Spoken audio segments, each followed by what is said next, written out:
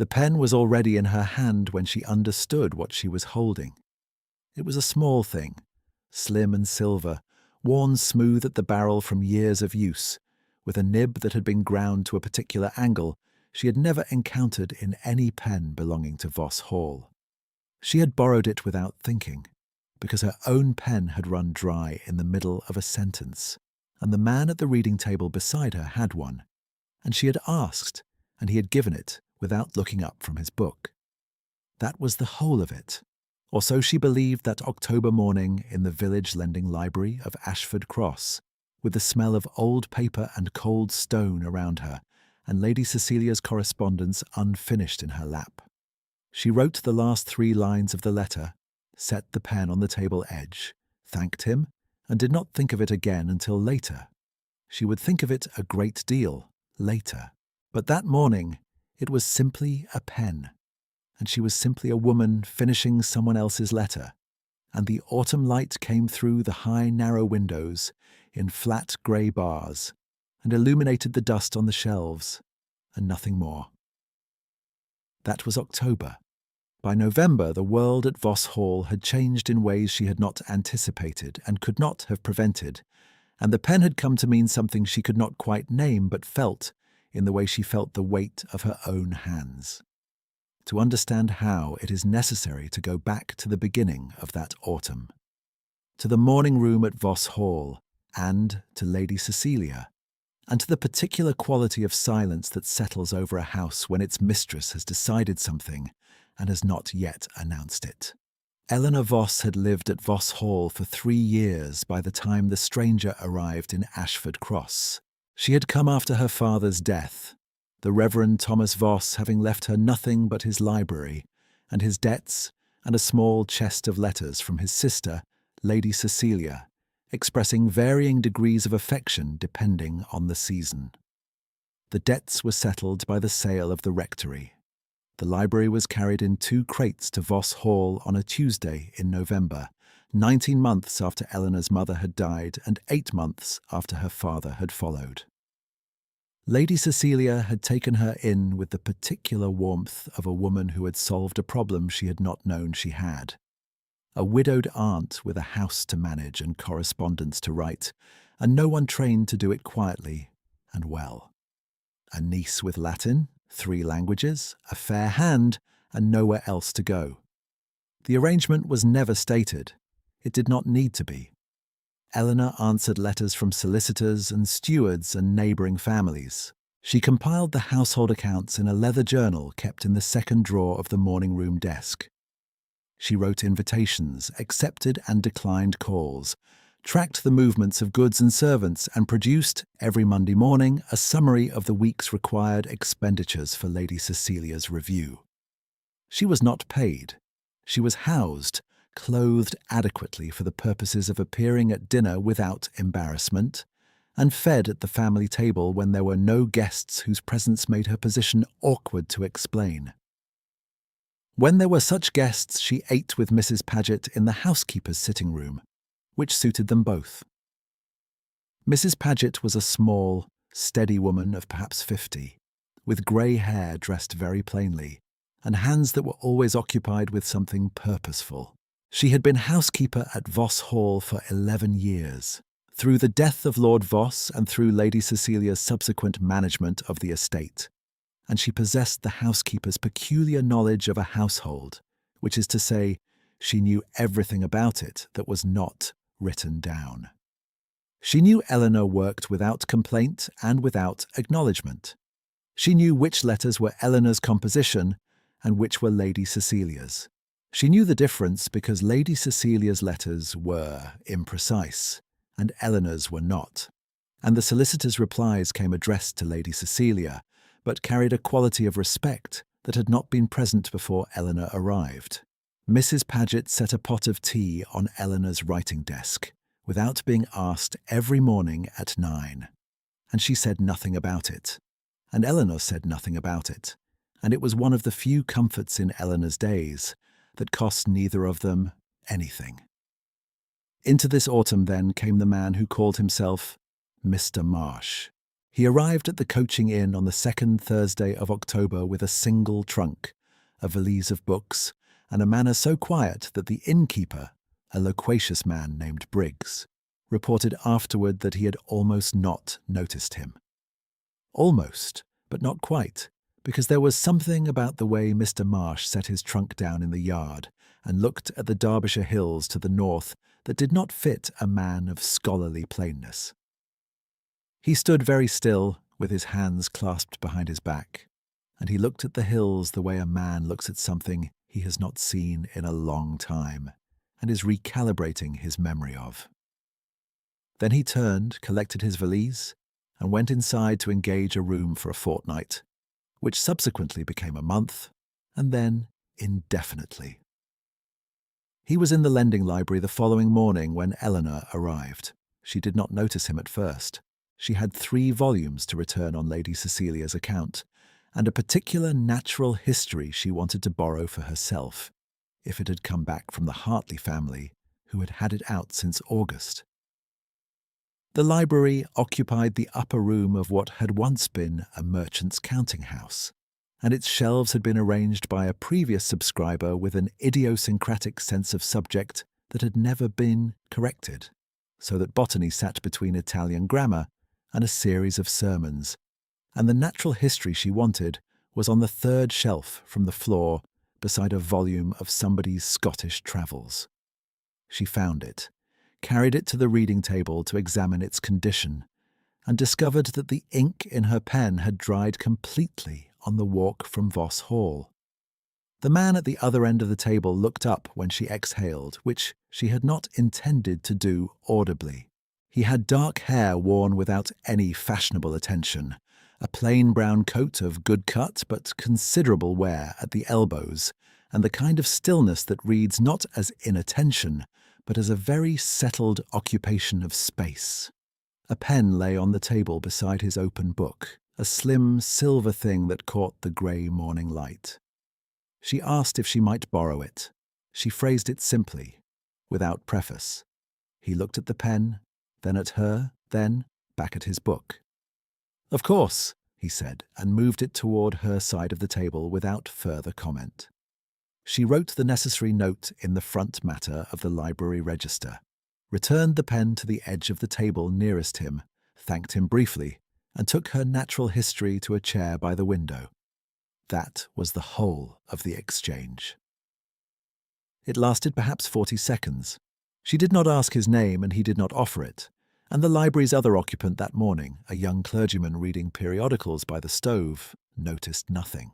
But the pen had written very cleanly, and the nib had a fineness she had not felt before, and she found herself noting it the way she noted good paper or a well-proportioned room. A small, involuntary appreciation lodged in the back of the mind. She saw him the following Wednesday, and the Wednesday after that. The lending library at Ashford Cross was not a large institution. Its membership was drawn from the village, from the 3 farms of any size within 2 miles, and from Voss Hall, and it held perhaps 400 volumes in varying states of repair. It was not the kind of place where a gentleman scholar might be expected to linger, and yet Mr. Marsh appeared to have found it exactly sufficient. He came on Wednesdays and Fridays, took the same seat at the reading table, worked through the shelves methodically from left to right, in a manner that suggested he was not looking for anything specific, but was reading whatever presented itself. He brought his own pen always, that same silver piece, and on the 3rd Wednesday Eleanor arrived to find he had already been seated for some time, and had arranged a misbound volume on the table before him, with a look of mild, focused irritation that she recognized as the expression of a person who has found something wrong and intends to document it. She sat down across the table not because it was the most convenient seat, but because it was the one nearest the window, and the light was better there. She opened her own work, which was a letter from the steward at the Voss Hall home farm, that required a careful reply about drainage costs, and she wrote for some time in silence. He said, without looking up, that the volume he was working from had two sections bound in reverse, so that pages 43 through 60 appeared after page 80, and anyone reading it straight through would conclude that the author had lost his mind somewhere in the fourth chapter. Eleanor looked up. She said that the same volume had been re-borrowed 4 times this year, which either meant the subscribers had not noticed, or had found the fourth chapter more intelligible, presented backward. He considered this. The corner of his mouth moved slightly. He said he suspected the latter was more likely, given the quality of the fourth chapter. She returned to the steward's letter. He returned to his notes. Outside the window, a cart went past on the lane with a sound of iron wheels on wet stone, and somewhere below them in the merchant's building, a door closed, and the fire in the library's small iron stove made its small domestic sounds, and the room settled back into companionable quiet. They had not introduced themselves. Neither appeared to feel the lack. This would have continued in its pleasant, unremarkable way, except that in the second week of November, Lady Cecilia sent for Eleanor after supper. The morning room at Voss Hall was a room Eleanor had arranged, cleaned, and worked in every day for 3 years, and she knew the exact weight of the silence it held when Lady Cecilia was preparing to say something she had already decided was final. Lady Cecilia was a handsome woman of 52, well dressed in the manner of a woman who understood that dress was a form of argument, and she sat at the head of the writing desk that was technically Eleanor's working desk, with the comfortable authority of a person reclaiming what was always theirs. She had a letter in her hand. She set it face down when Eleanor came in. She said that Mr. Aldous Fitch, of Fitch's Mill at Bakewood, had expressed an interest in Eleanor's situation with a view to a formal proposal, and that she had spoken to Mr. Fitch at length and found his circumstances entirely satisfactory, and that she had told him he might call on Friday. Eleanor stood in the doorway for a moment. She said, with level courtesy, that she was not aware she had expressed any interest in Mr. Fitch's situation. Lady Cecilia smiled, the particular smile of a woman redirecting a child's inconvenient question. She said that Eleanor's interest in the matter was rather beside the point, as Mr. Fitch was prosperous, had a house of his own, and required a competent wife to manage his household, and Eleanor's competence was not in question. She said that Eleanor's position at Voss Hall was one of mutual convenience, and that it was only natural that as Eleanor grew older, she should think of her own establishment. Eleanor said nothing to this. She heard it completely, and held it, and thanked her aunt, and went to bed. She lay in her room for a long time in the dark, listening to the wind move along the stone exterior of the hall, and thought about the word convenience, and about what it meant for a woman's life to be described primarily in terms of its use to other people. She had known this was her situation. She had not required it stated so plainly. The knowing was one kind of weight, the stating was another. She went to the lending library on Friday morning before Mr. Fitch's call, because she needed to return 2 volumes and because she needed, more urgently, an hour in a room where no one required anything of her. Mr. Marsh was already there. The silver pen was on the table. He had the volume of Scottish Travels open before him, and was making annotations in the margins with a small, unhurried hand. He looked up when she came in, registered her presence with the comfortable acknowledgement of a person encountering a familiar sight, and returned to his work. She sat down. She did not open anything. She looked at the shelves. He waited a reasonable interval and then said, without pressing, that she seemed to have left her books at home. She said the books were beside the door in the lending register. She had not left them at home. He looked at the empty table in front of her and did not say anything more, which was the correct response, and which she noticed. After a moment, she said that she had a call to return to and had come here first, and that she was aware this was not a reason that would make sense to anyone else. He said it made perfectly good sense to him. He said some places were better than others for thinking, and that a library was usually the best kind, and that the thinking did not require a book in hand to be legitimate. She picked up a volume from the shelf nearest her, opened it to a random page, and held it without reading it. He made his annotations. The stove made its sounds. Mr. Fitch's call was in 2 hours, and she could not prevent it, but she could have this first, this room, and this quiet and this particular quality of morning light on old paper, and she held that thought, and let it be enough. Mr. Fitch called and was received by Lady Cecilia in the drawing-room, while Eleanor sat in the morning-room and copied a letter for the 3rd time because her hand kept losing its steadiness.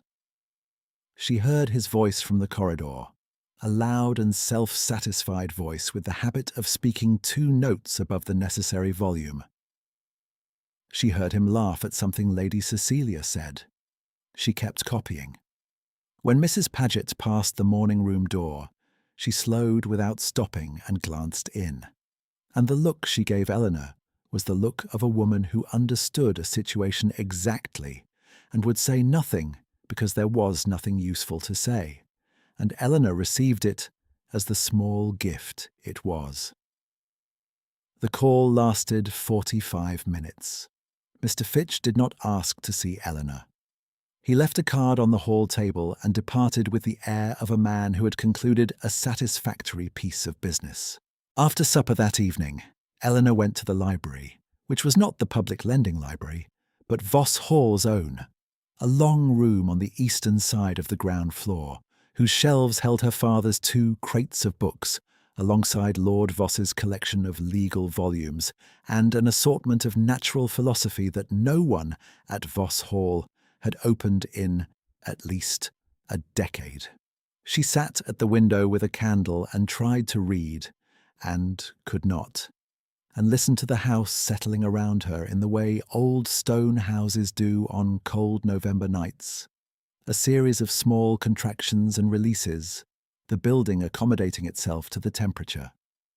She was still there when she heard Lady Cecilia's voice in the corridor outside, and then Mr. Fitch's voice answering, and she understood from the quality of the sound that Lady Cecilia had not known she was in the library, and had walked past the closed door without concern for what might be heard through it.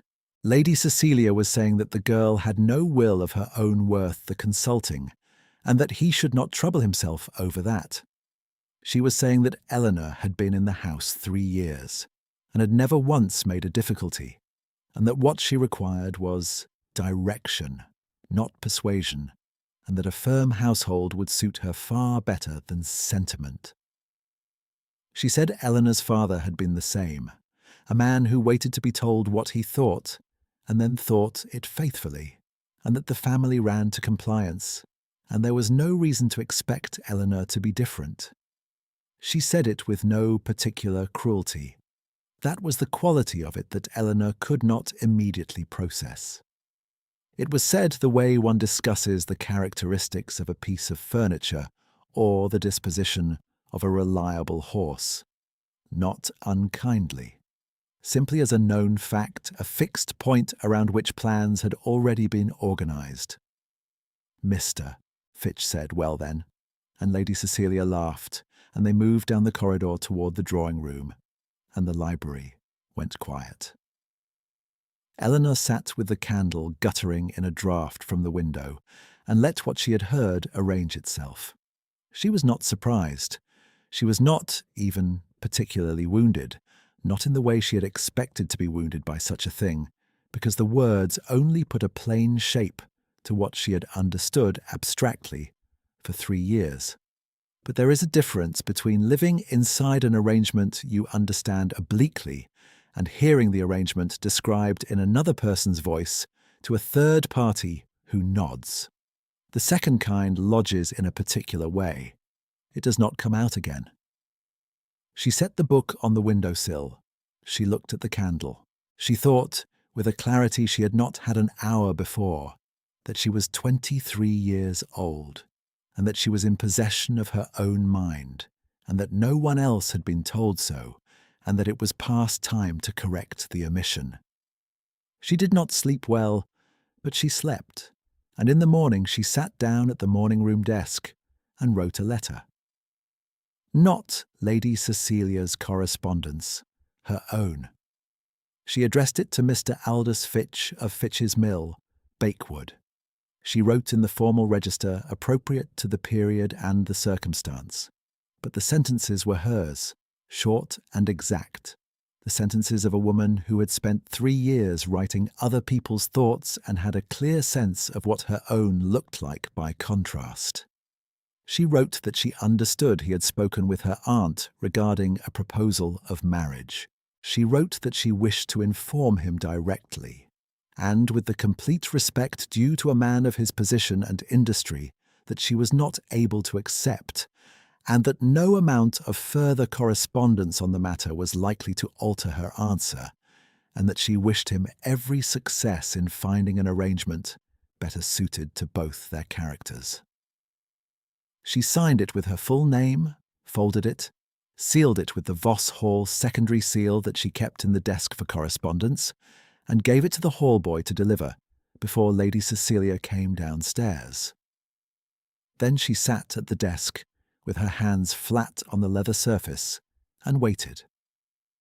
Lady Cecilia came downstairs at 9:30. She read Eleanor's face before she read any letter, because she was a sharp woman who had spent her life reading rooms, and she went directly to the morning room and stood in the doorway and said, "What have you done?" Eleanor said she had written to Mr. Fitch declining his interest. Lady Cecilia said that Eleanor had no authority to do any such thing, that the matter was in hand, and that a girl in Eleanor's position did not have the luxury of declining gentlemen of substance on the basis of personal preference.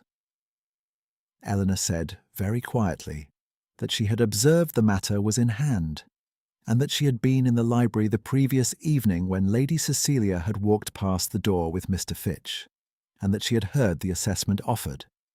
She said she had no objection to being thought compliant so long as she was not required to become so. She said she would need some time to consider her position in the household going forward, and that she would continue to manage the correspondence until that was settled. She said all of this at the same level she used for estate accounts. Lady Cecilia stood in the doorway for a long moment. There was no useful response available to her that would not require either acknowledging the conversation through the door or denying that it had occurred, and both options required an honesty she was not prepared for. She turned and went to her own rooms, and did not come down again before noon. Mrs. Paget appeared at the morning-room door 20 minutes later with tea, and, set beside the cup without comment, a small plate of the almond biscuits she baked only on Sundays. Eleanor looked at the plate and then at Mrs. Paget's face and said nothing, and Mrs. Paget said nothing, and it was somehow entirely sufficient. That was Thursday. On Friday morning, as she had done every week for the past month, Eleanor walked to the lending library. Mr. Marsh was not yet there when she arrived. She sat at their customary table, which was how she had begun to think of it, and opened the natural history she was working through, and waited. She was not waiting for him, she told herself. She was reading. The two activities happened to coincide. He came in at 9:20 with his brown coat damp at the shoulders from the light rain that had begun outside, and he settled at the table with his usual unhurried economy of movement, and he looked at her once before he opened his book, and whatever he saw in her face made him put the book back down. He said carefully that she seemed as though she had had a particular sort of week. She said that she had taken an action that she was confident in, and that had cost her something, and that she was deciding how she felt about the cost. He said that, in his experience, actions one was confident in were worth their costs. but that the deciding could take time and that there was no requirement for her to have resolved it by this morning.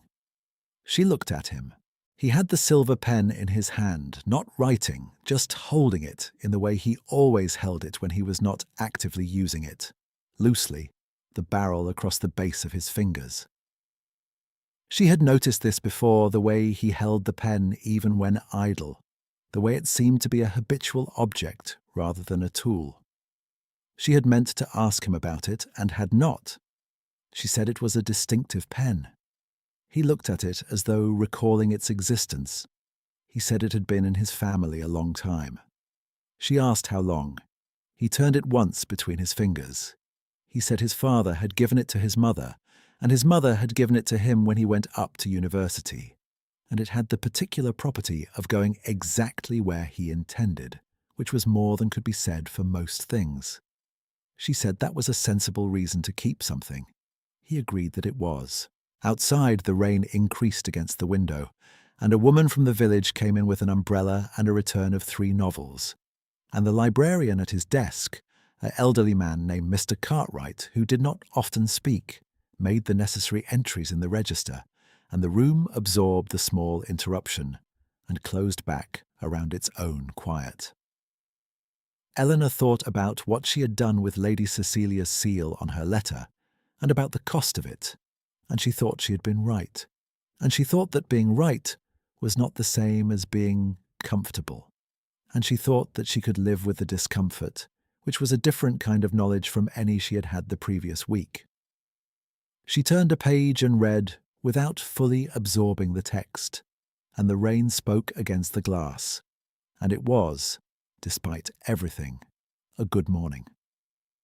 It was 11 days later that Jonathan Marsh received a letter at the Coaching Inn, addressed not to Mr. Marsh, but to the Duke of Ashford.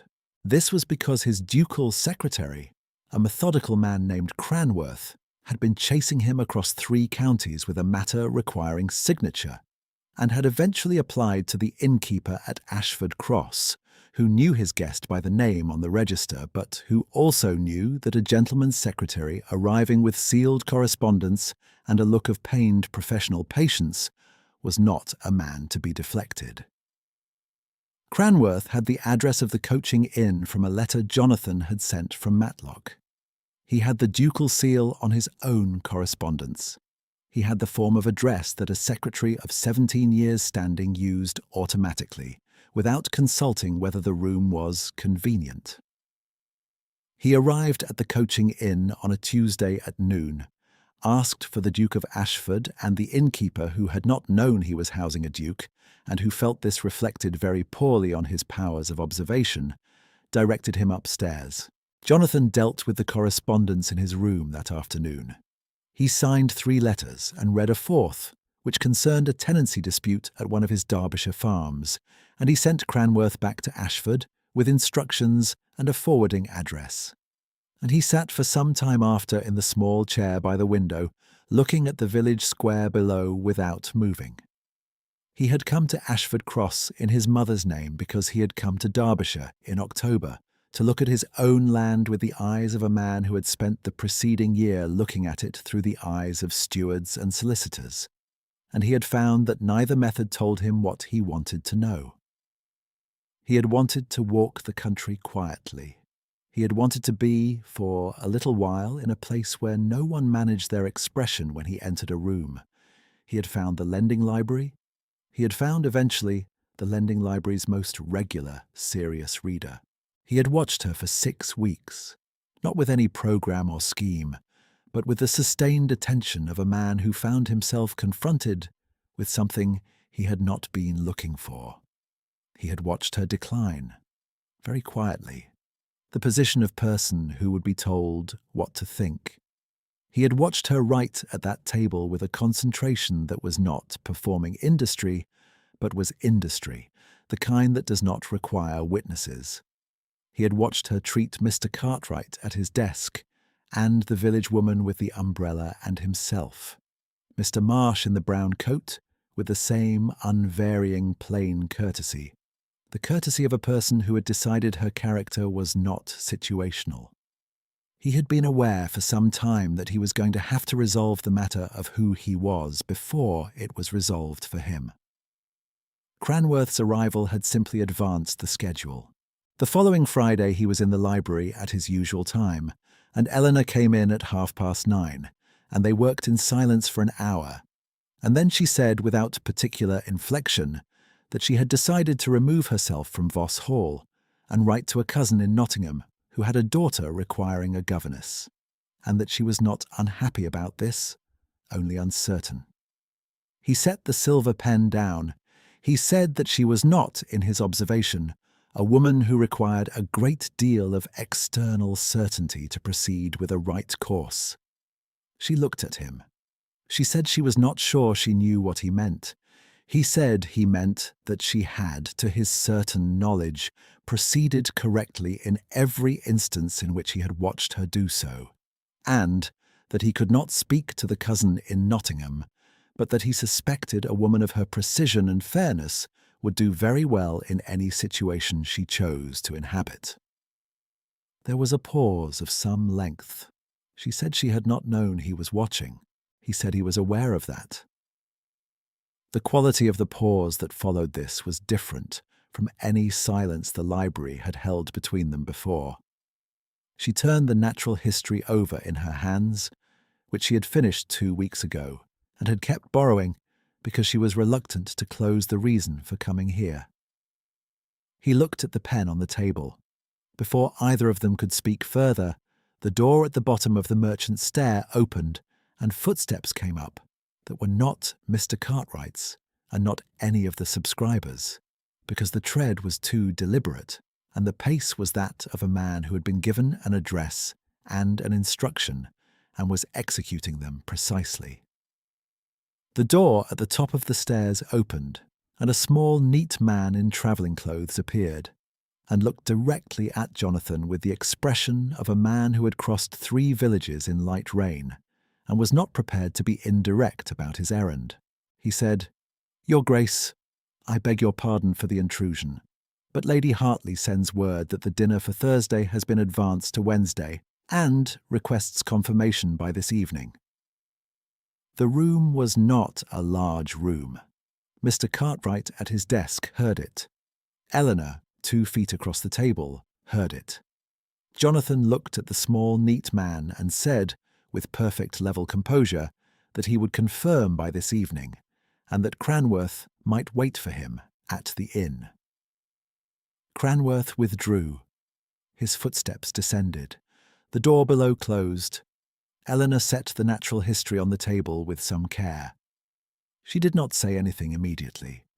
Jonathan sat with his hands open on the table, neither performing ease nor apologizing for it, looking at her the way a man looks at a consequence he has been expecting and faces without evasion. She said after some time that he was the Duke of Ashford. He said yes.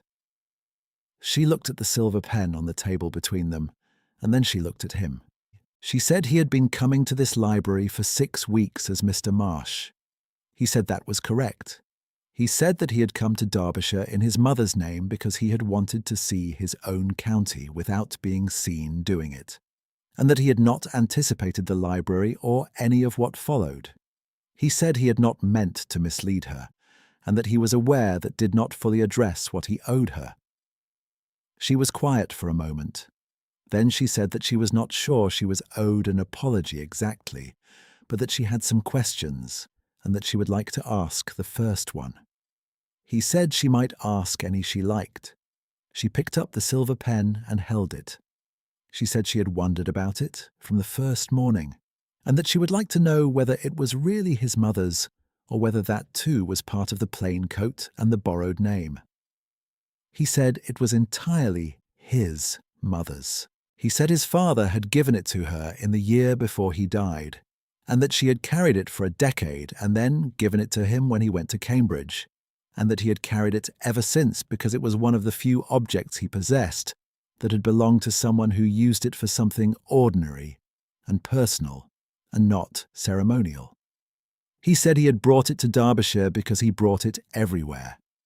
He said he had set it on the table that first morning because he always set it on the table when he worked, and that she had asked to borrow it before he had thought about anything, and that he had given it because it had seemed the only natural thing to do. She turned it once in her fingers. She said she had written very cleanly with it. He said he knew. She set it back on the table between them, in the same position it had occupied every morning for 6 weeks, and for a moment neither of them spoke, and the fire in the small iron stove made its sounds, and the rain from earlier in the morning had left the window glass still wet, and the grey light came in flat, and even across the books and the table and the pen. She asked whether the Duke of Ashford had a library. He said he had several.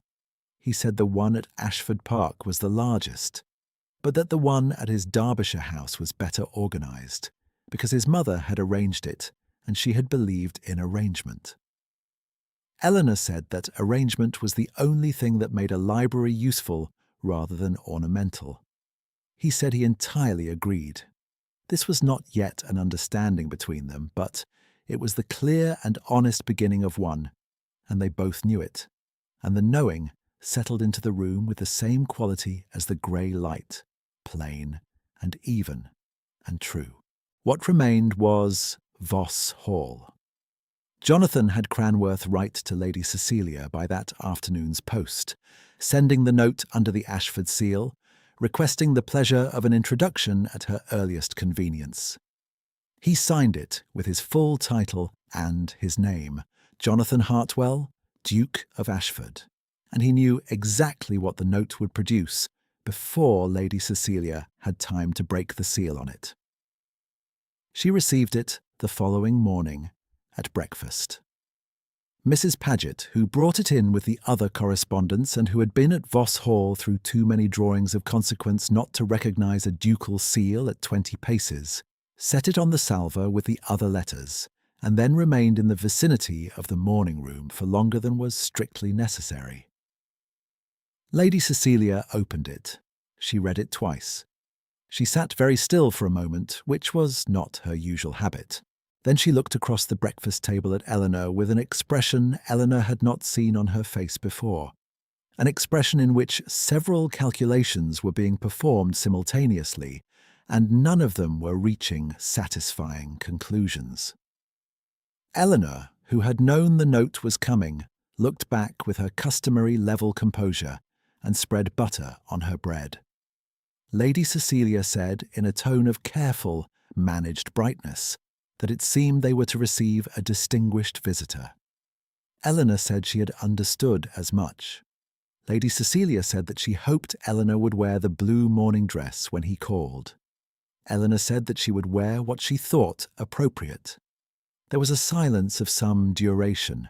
Lady Cecilia looked at the letter again and then back at Eleanor, and the calculation in her face resolved into something simpler, which was the recognition that the balance of the room had shifted in a way she had not arranged and could not now rearrange, and that this shift had something to do with her niece and something to do with the 6 weeks of Wednesday and Friday mornings at the lending library, and that she had not known about any of it. Jonathan called on Thursday morning. He came in the plain brown coat because he had not brought anything more formal to Derbyshire, and he saw no reason to fabricate an occasion out of a call. Briggs at the inn had attempted to press upon him the dignity of the event, and Jonathan had been politely unmoved. He arrived at Voss Hall on foot, which was not the custom, and he was shown into the drawing-room by the hall boy, and he stood looking at the room with its arrangement of chairs and its fire and its bowl of late chrysanthemums on the side table. And he waited. Lady Cecilia came in first, dressed with the full, deliberate care of a woman who had spent an evening recalibrating. She greeted him with a warmth that was entirely genuine in its components, if not in its proportions, because she was a woman who understood where her interest lay, and he was the Duke of Ashford. He received her greeting with courtesy and with the slight measured quality that characterized his address to everyone, and he accepted a chair and declined tea and asked after the house and the district, with the attentiveness of a man who had been asking people about their districts for 30 years and had not yet run out of genuine interest. Mrs. Paget appeared at the drawing-room door after a moment with a tray she had not been asked to bring, and behind her, following at the interval that any servant might maintain between herself and her mistress, came Eleanor. Eleanor had worn the grey dress, not the blue. She came in quietly, as she came into every room, and she looked at Jonathan, and Jonathan looked at her, and Lady Cecilia, watching this with all the attention of a woman recalibrating in real time, understood several things simultaneously and did not yet know what to do with any of them. Jonathan rose from his chair. He said, "Miss Voss," with the warmth that had been under his restrained voice the entire 6 weeks, and had never until this moment had a name and a drawing-room and a set of witnesses to exist inside. Eleanor said, "Your Grace." And the room held that form of address for a moment, its full weight distributed across the space, and Lady Cecilia heard what it meant, that her niece had used the title without any of the startled deference of a woman who had only just learned what she was speaking to. Lady Cecilia said very carefully that she had not been aware Eleanor was acquainted with His Grace. Eleanor said they had spoken at the lending library.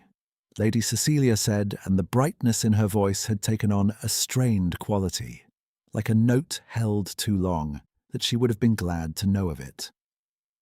Jonathan said with pleasant precision that Miss Voss's acquaintance was one he had valued greatly these past weeks, and that he had found her, in every respect, a person of uncommon sense and fairness, and that he was glad to say so in her aunt's hearing. The room received this. Mrs. Paget, at the door, did not move but became somehow more present, the way people do when they want to commit a thing exactly to memory. Lady Cecilia looked at her niece. She looked at the man she had received as the Duke of Ashford, and who her niece had apparently been talking to for 6 weeks, in a lending library, without anyone telling her, and she understood, with the perfect clarity of a woman who had organized her social world around assessments, and found one of them had been incorrect in a consequential direction, that her assessment of Eleanor had been wrong in exactly the way that mattered. Not because a duke had decided to call, because a duke had found Eleanor in a lending library and come back every week, and Eleanor had not mentioned it, not as a gambit or a secret, but simply as an ordinary acquaintance she had formed in the natural course of her own life, in which she apparently made her own assessments without consulting anyone. She said to Eleanor that she hoped Miss Voss would join them for dinner that evening, if His Grace could be prevailed upon to stay. Eleanor said she would be glad to. Jonathan said he would be honoured. Lady Cecilia smiled, and the smile was a real one, which was to her credit, because recognizing that you have been wrong about someone is a more difficult thing than it appears from the outside, and she was doing it in her own drawing-room with her housekeeper watching. She did it without collapsing, which was the most that could be asked of her, and probably more than she deserved. Mr. Fitch did not call again. His card remained on the hall table for another week, and then Mrs. Paget disposed of it when she dusted. That evening, before dinner, Eleanor went to the Voss Hall library. She sat in the chair by the window where she had sat the night she had heard Lady Cecilia through the door, and she looked at the shelves of books, her father's crates mixed in with the Voss legal volumes, and the natural philosophy no one had read in a decade, and she thought about what kind of room this was going to be from here forward. Not an escape. Not a shelter from arrangements made about her without her presence. Something more like a beginning. Jonathan had come in quietly behind her, because she had left the door open and the invitation in that had been clear enough to a man who paid attention. He stood at the far shelf and looked at the titles, and after a moment he pulled out a volume of his own precise and varied interest, which happened to be a survey of Derbyshire natural history considerably more comprehensive than the one at the lending library. He held it up. She smiled, the small, real smile she gave to things that struck her as genuinely apt. She had the silver pen in her hand. She had carried it from the lending library that morning, having taken it from the table with the intention of returning it, and had held it through the walk back to Voss Hall, and through the afternoon, and through the recalibration of Lady Cecilia's drawing room without once having found the right moment. She held it out across the distance between them, balanced on the flat of her fingers. He crossed the room and took it, not from her fingers. He closed his hand gently over hers, pen and all, for just a moment, and then he took the pen, and she felt the specific warmth of that particular exchange settle into her hands in a way she suspected it would stay for a long time. He turned it once between his fingers, as he always did. She asked him, now that she was allowed to ask, how long he had truly carried it. He said 11 years. Cambridge and after. She said that was a long time for a pen. He said it had always written exactly where he intended. He looked at her steadily and said that he had not known, when he set it on the table that first morning, whether she would ask for it, and that when she had, he had thought it was, on the whole, the best use the pen had been put to in 11 years. Outside the library window, the November dark had come down over the Derbyshire hills, and the candle on the table lit the room in a warm, contracted circle that reached the two of them, and the shelves of books and the pen on the table, where he had set it again, between them, in its customary place. It was not any more a stranger's pen. It was not any longer borrowed. It lay on the table in the Voss Hall library, between a woman who knew exactly what her own mind was, and a man who had been watching her use it for 6 weeks. And the room around them was quiet, with the particular quiet of a thing finally correctly understood, and the candle burned evenly, and the hills outside the window were dark and patient and old, and the fire was warm, and there was nothing else that needed to be said.